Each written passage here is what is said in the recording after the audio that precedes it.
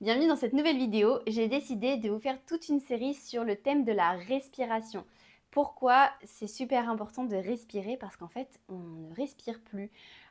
On respire naturellement pour survivre, mais on ne respire pas à la pleine capacité de ce qu'on pourrait. Ce qui veut dire que derrière, il y a tout un tas de mécanismes à l'intérieur de nous qui se font ou qui ne se font plus. Et ce qui fait que derrière, ça a un impact sur notre vie, sur notre santé, sur notre taux de stress, etc. Donc se reconnecter à la respiration, c'est primordial pour pouvoir être bien dans sa peau, bien dans sa santé. Et surtout, quand on pratique le yoga, derrière, d'être plus à l'aise dans certaines postures. Donc, pendant mes cours, vous le savez, la respiration, elle va au fil de ce que vous sentez.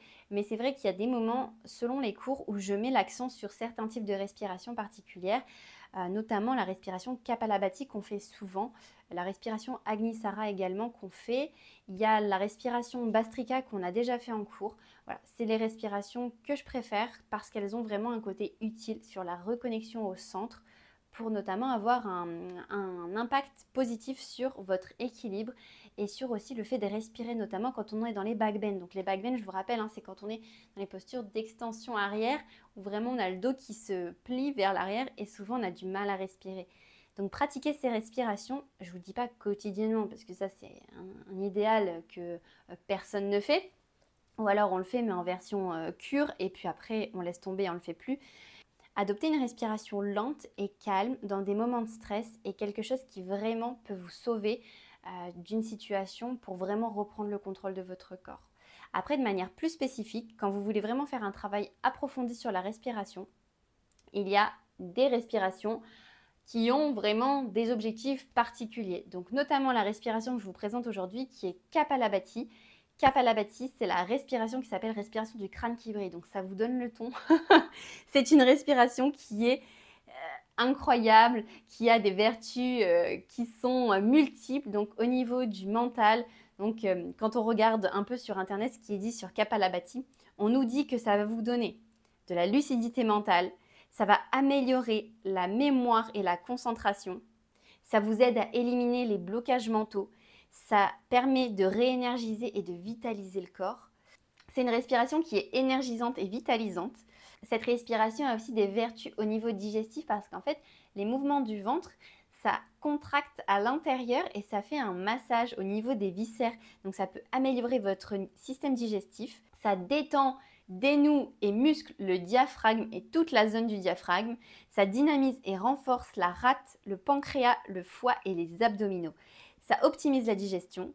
Et aussi, ça a des vertus sur le système respiratoire. Donc au niveau du système respiratoire, ça dégage et ça renforce les sinus. Ça permet de vider les poumons de l'air résiduel. Ça permet d'hyper-oxygéner tout le corps pour un décrassage de l'intégralité de l'organisme. Est-ce que ça ne vend pas du rêve? Est-ce qu'on n'a pas envie de respirer comme ça tout le temps? Bien sûr que si, mais bien sûr que non. On ne va pas faire ça. On va faire ça de manière ponctuelle quand on en ressent le besoin et quand il y a un intérêt. On ne va pas faire ça toute la journée, on ne pourrait pas. Parce que la respiration, je vais vous la montrer, vous allez vite comprendre que c'est magique, mais on ne la tient pas 15 minutes. Donc, la respiration consiste à inspirer de manière passive et expirer de manière active. Qu'est-ce que ça veut dire?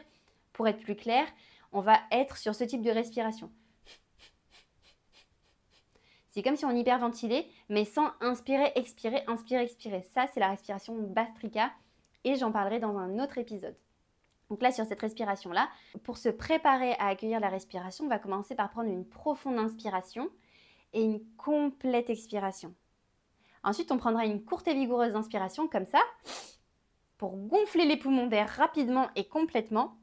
Et ensuite, on partira sur la respiration d'eau. Et là, je fais ça avec les mains parce qu'en fait, c'est le mouvement que fait le ventre. En expirant, le ventre se rentre et ça permet d'expulser l'air. Lorsque le ventre se relâche, ça fait un appel d'air qui fait rentrer l'air. Et lorsqu'il se rentre à l'intérieur, ça expulse l'air. Donc si vous observez, quand on se concentre dessus, c'est pas évident.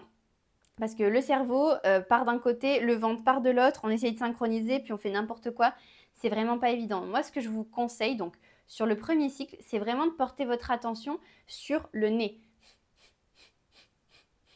Et juste porter une demi-attention sur le ventre. Ensuite, dans le second cycle, on portera vraiment l'attention sur le ventre. On reportera l'attention sur le nez et on reportera l'attention sur le ventre. Et enfin, le 5e cycle, on portera l'attention sur le tout. Et après, on refera une ultime fois où vous verrez en fait, en prenant plus d'air et vraiment avoir ce sentiment de l'impact du relâché du ventre pour remplir un peu plus les poumons et pour tenir dans le temps. Parce qu'en fait, vous allez inspirer de manière intense et ça va vous permettre de tenir. Mais ce qu'on a en général tendance à faire, c'est juste expirer. Et on oublie cette inspiration passive. Mais l'inspiration est bel et bien passive. Je vous plante le décor pour pas que vous soyez perdus, mais je vais vraiment vous guider au fil des cycles. Donc, no panique. N'hésitez pas à mettre une bougie devant vous si vous voulez plus illustrer le mouvement. Quand vous soufflez, c'est comme si vous cherchiez à éteindre la bougie. Donc, n'hésitez pas à vous rapprocher de la bougie, placez une bougie devant vous et rapprochez-vous de cette bougie. Vous pouvez vous asseoir sur un coussin ou pas, c'est comme vous préférez. Pour être plus proche de la bougie, vous pouvez descendre de votre coussin, juste au moins pour vous rendre compte si là, vous le faites à blanc. Comme ça fait bouger la flamme. Et du coup, en vous concentrant sur cette flamme et le mouvement de votre respiration qui va vers la flamme, ça vous fait déjà prendre conscience un peu du cycle de la chose. Donc c'est parti, je vous invite à vous installer confortablement, à relâcher vos épaules, à prendre une profonde inspiration et une complète expiration. Courte et vigoureuse inspi, Kapalabhati.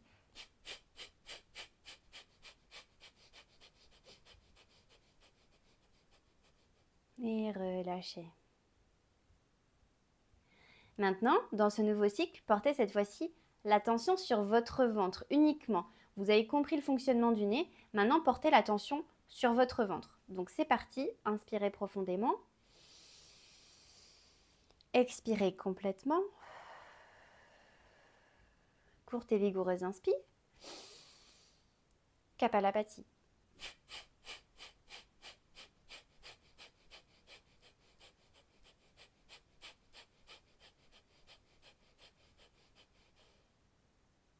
Et relâchez. Est-ce que vous avez senti la différence? Normalement, le second cycle, quand on se concentre un peu plus sur le ventre, directement, ça nous met un petit phase dans la tête. Là, on sent que le cerveau s'oxygène un petit peu plus. Donc, vraiment, vous avez capté, hein, on contracte le ventre. Et en contractant le ventre, ça le fait rentrer, ça expulse l'air. Et quand on relâche, ça permet l'inspiration passive. Donc, cette fois-ci, on repart sur un cycle avec une concentration au niveau des narines. Donc, positionnez-vous, inspirez, expirez, courte et vigoureuse inspiration, Kapalabhati.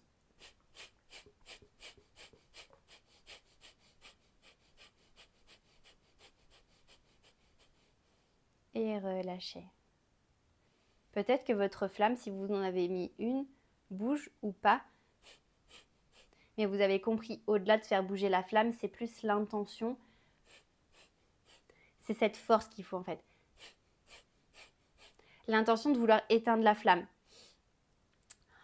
On repart pour un autre cycle et cette fois-ci, du coup, on repasse sur la concentration au niveau du ventre. Si vous avez des points de côté, c'est normal. C'est parce que du coup, comme on ne maîtrise pas encore la respiration, on ne respire pas bien et donc il peut y avoir des petites contractions à l'intérieur au niveau du diaphragme. Donc, pas de panique. Revenez à une respiration. N'hésitez pas à prendre des profondes inspirations, des complètes expirations, mettre la vidéo sur pause et reprendre quand c'est bon pour vous. Et quand c'est bon pour vous, donc cette fois-ci, attention au niveau du ventre. Prenez une profonde inspiration et une complète expiration. Courte et vigoureuse inspi. Kapalabhati.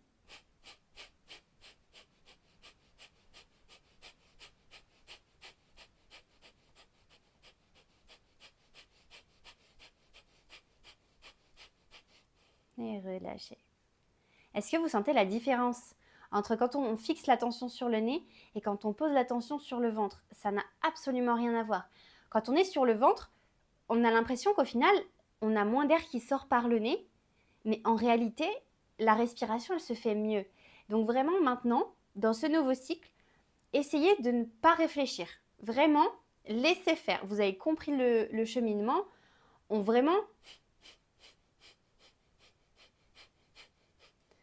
C'est ça l'idée. Donc, n'intellectualisez pas trop, on le refait sans réfléchir. Pas de concentration ni sur le nez ni sur le ventre. Vraiment, concentrez-vous sur ce que vous voulez. Prenez une profonde inspi. Complète expi. Courte et vigoureuse inspi. Kapalabhati.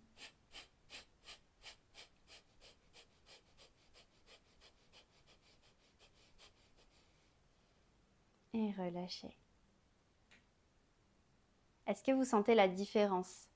Donc là, peut-être qu'on sent qu'on fait n'importe quoi, peut-être qu'on y arrive, peut-être qu'on sent qu'on se reconnecte un peu plus à la chose. On va le refaire une deuxième fois, mais cette fois-ci, en remettant cette fois son attention sur le ventre. Le nez, c'est maîtrisé. Vous avez compris comment fonctionne l'expiration au niveau du nez. Et vraiment, cette fois-ci, concentrez-vous sur l'impact du ventre. Remettez. N'hésitez pas à mettre une main sur votre ventre pour vraiment ressentir ce qui se passe sous votre main, les contractions. On n'est pas vraiment sur des très très grosses contractions, hein. C'est subtil. C'est des petites contractions. Pas besoin d'avoir des gros abdos, hein, pour réussir à faire ça. C'est vraiment mécanique, hein. C'est vraiment, on force la respiration. Mais naturellement, le ventre, il se contracte pour faire ce genre de choses quand on respire dans notre vie quotidienne. Donc repositionnez-vous. Prenez une profonde inspi. Et une complète expi. Courte et vigoureuse inspi.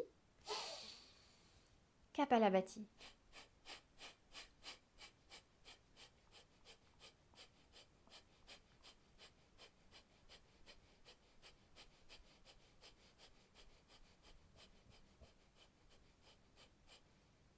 Et relâchez. Et vous sentez peut-être, en ayant positionné la main sur le ventre, vous identifiez à quelle partie du ventre se situe la contraction. C'est pas vraiment sur le bas-ventre, c'est plutôt sur le haut du ventre. Donc, qui est pas loin des poumons.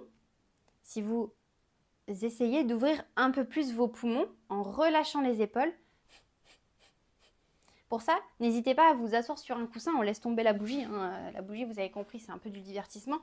Si vous asseyez sur un coussin, donc vous n'êtes pas obligé de vous asseoir avec les jambes comme ça en tailleur, vous pouvez tendre les jambes, vous asseoir dos au mur, c'est à vous de voir sur la posture. Moi, je suis à l'aise avec les jambes croisées comme ça, je ne suis pas à l'aise avec les jambes tendues, donc je me mets comme ça, mais chacun voit comme il préfère. Vous pouvez faire ça sur une chaise, vous pouvez faire ça sur votre canapé, pas besoin de dérouler son tapis, ça vraiment, c'est accessible de partout, même dans la voiture. Donc vraiment, si vous surélevez vos fesses, ça va vous donner une impression d'ouvrir un peu plus la poitrine. Parce que quand on est par terre assis, si vous êtes assis par terre comme ça, regardez le mouvement du dos. La colonne vertébrale va dans son sens naturel. Donc, on est un peu comme ça. Alors forcément, pour respirer, sachant qu'on a besoin des poumons, pour respirer, c'est un peu compliqué. Donc, si vous mettez un petit truc sous vos fesses, directement, vous avez vu le changement de posture. On ne met pas totalement sous les fesses, mais vraiment juste sous le haut des fesses. Et là, tout de suite, on a un dos qui s'ouvre parce qu'en fait, ça force un peu à cambrer et du coup, on ouvre un peu plus la poitrine. Et là, ça va permettre de mieux respirer. Donc, si vous n'étiez pas avec un petit truc sous les fesses, n'hésitez pas à le faire. Vous allez voir la différence et des petits aménagements comme ça conditionne vraiment la pratique et derrière, c'est vachement plus agréable. Donc, c'est parti. On va refaire. Installez-vous confortablement. Prenez une profonde inspiration et une complète expiration. Une courte et vigoureuse inspi. Kapalabhati.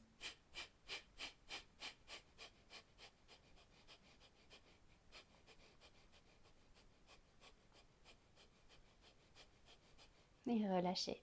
Pareil, au niveau de la vitesse de la respiration, moi je le fais assez vite, mais vous n'êtes pas obligé de le faire assez vite. Si vous le faites comme ça,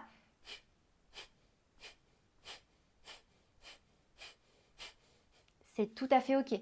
Chacun son rythme en fonction de ses besoins. Moi, j'aime le faire vite. Vous pouvez aimer le faire doucement et apprécier le faire doucement. Donc, ce que vous pouvez même faire, c'est le faire très doucement pour vraiment comprendre ce qui se passe. Donc, on va faire un cycle le plus doucement possible pour vraiment permettre au corps de comprendre ce qui se passe. C'est parti. Inspirez. Expirez. Courte et vigoureuse inspire. Kapalabhati lent.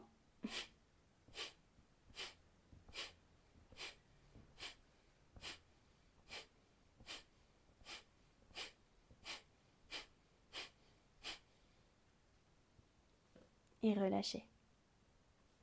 Vous allez voir que au fil des expérimentations, on le fait doucement, on le fait rapidement, on le fait avec la main sur le ventre, on le fait avec conscience du souffle par le nez, conscience du souffle par le ventre, mouvement en s'asseyant d'une manière ou d'une autre, vous allez finir par trouver le chemin vers cette respiration. Cette respiration est super cool et quand on la maîtrise derrière, vraiment on se reconnecte à tous les bienfaits que j'ai listés précédemment. C'est vraiment super intéressant et puis en plus du coup, vous reprenez vraiment le contrôle de votre souffle. Dans votre vie, vous pouvez réadopter cette respiration-là. Si vous êtes stressé ou quoi, ça fait une genre d'hyperventilation, mais derrière, le mental, il se calme directos. Donc, c'est vrai que ça fait beaucoup de bien. Ça, c'était vraiment cette vidéo dédiée à la partie tuto. Vous ne savez pas quelle est cette respiration, vous vouliez en savoir plus, vous vouliez décomposer cette respiration pour vous la réapproprier. Je vous fais une autre vidéo à part pour vraiment une pratique avec un timer, pour vraiment des cycles bien précis pour un travail qui puisse être régulier pour améliorer votre pratique.